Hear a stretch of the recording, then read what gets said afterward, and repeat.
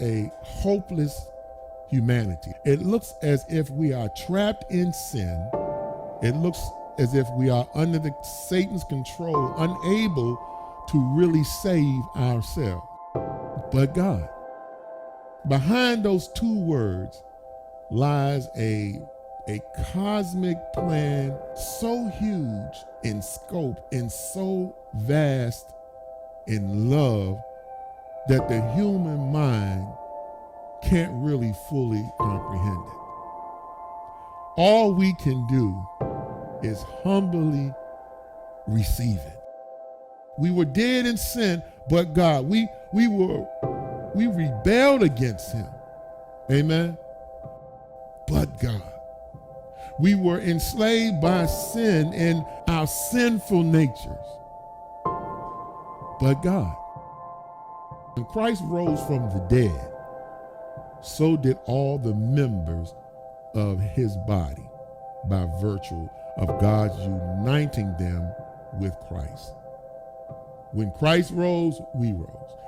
Unbelievers were dead in sin, but they were made fitting, all right, in the new life with Christ when they received salvation. When we received salvation, we were made fitting, made alive, raised from the dead.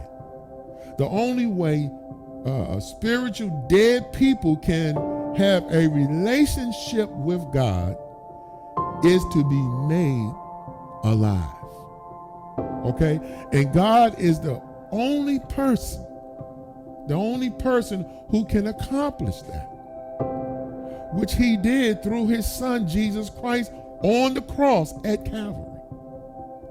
Christ defeated sin and death through his death and his resurrection, thus offering spiritual life to the living dead in sin. God did not require us to be good enough before he reached down to save us.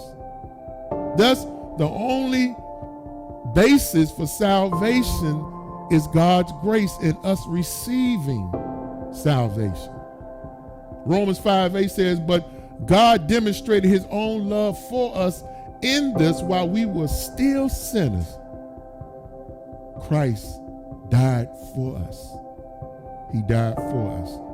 Listen, the penalty of sin and the power of sin over us was miraculously destroyed by Christ on the cross. He destroyed it on the cross. Through faith in Christ, we stand acquitted. Amen. Not guilty before God.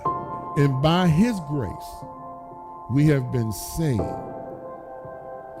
So listen, salvation is not something that we are waiting for, but something that has already been delivered.